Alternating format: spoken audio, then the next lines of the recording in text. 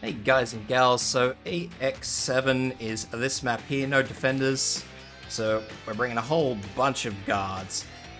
Courier and Myrtle with skill 2, Lancet and Perfumer are our healers, Myrtle is going to be pseudo healing, Spectre with skill 2, Armia with skill 2.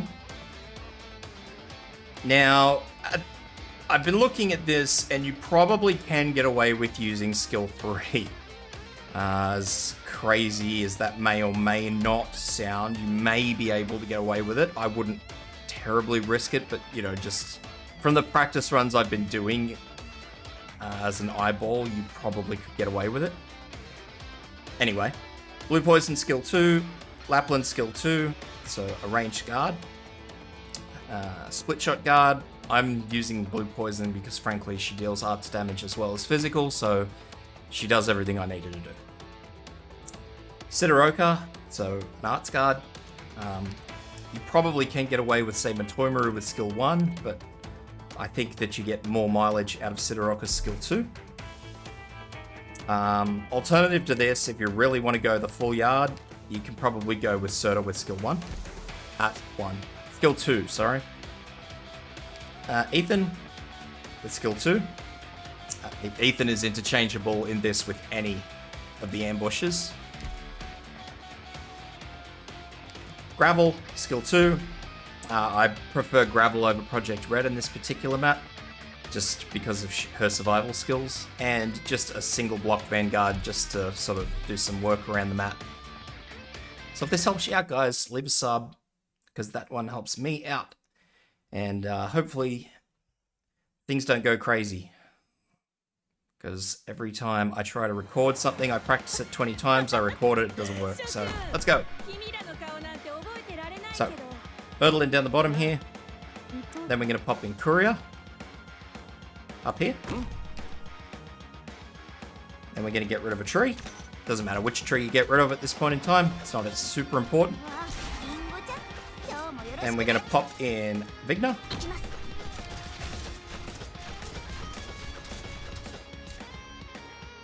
Pop in Blue. Get rid of another tree. Pop in Perfumer that way.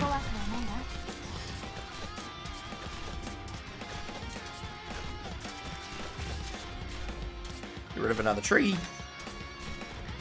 Don't use Vigna's skill. Hold on to it. We're going to need it. Army in, facing down.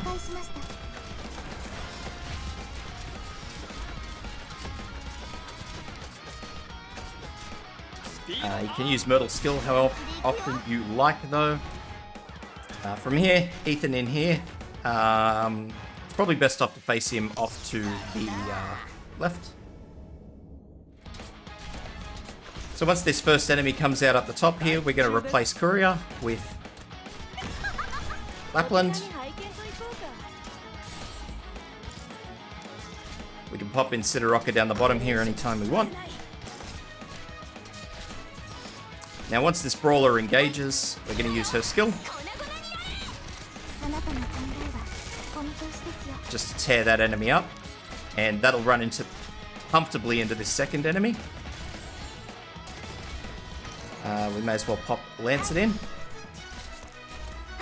Vigna out once that enemy's gone. Spectre in. Usually should happen around the same time as this first caster comes out. So we're going to use Myrtle just to top up Blue Poison. Well, both of them, really, by the looks of it.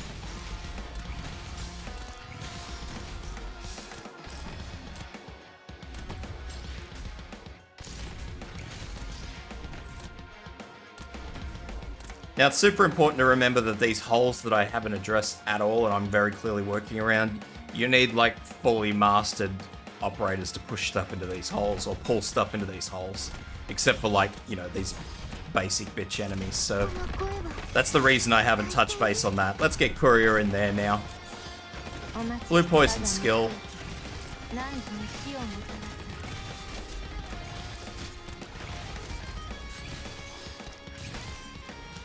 So basically, I am holding off on Myrtle's skill, as you can see. Blue Poison's a bit hurt, but that's alright. We have Perfumer doing her work. Use Ethan's skill and Perfumer's skill. Ethan's skill pretty much cycles on, but Perfumer you just use as you need. So first big enemy here. Not the greatest thing in the world, but this is what we've been saving all our skills for. So basically let Lapland do whatever it is she does. And as soon as this guy hits Sidoroka, we're going to use Sidoroka's skill.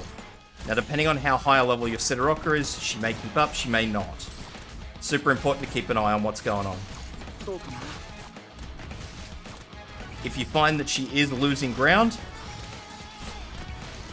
then obviously use Myrtle to keep her topped. Spectre's skill as you need to.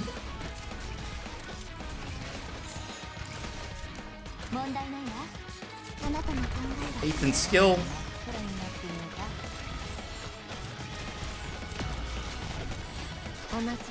So we just lost Spectre, not great.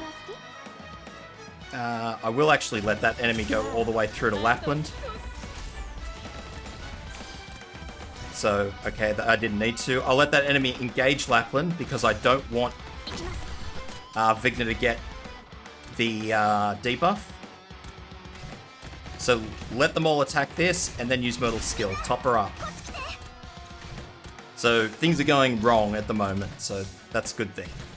So as soon as Sidoroka's skill's ready, we're going to use that because Myrtle won't keep her alive.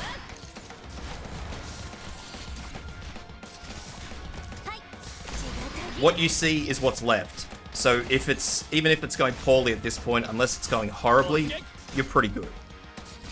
The bottom enemy's done. Vigna just dropped out. I don't care.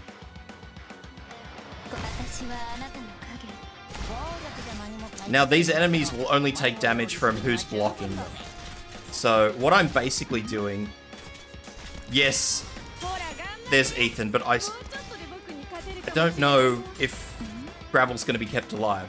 And proccing Ethan's skill means that that enemy is more likely to be bound. So this is kind of like trying to make up for the fact that you may be getting toasted right now. So Spectre's ready again. Everything's good. I'm happy. Keep Spectre alive until the skill's ready. And away we go. So if you get to that point, it's really just a delay game. The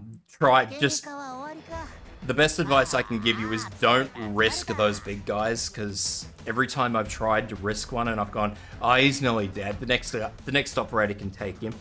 He just wallops the next operator and I'm like, well, hell. And then, you know, in previous videos, I have Myrtle tanking one for Christ's sake and they sit there happily, so I don't know what the hell.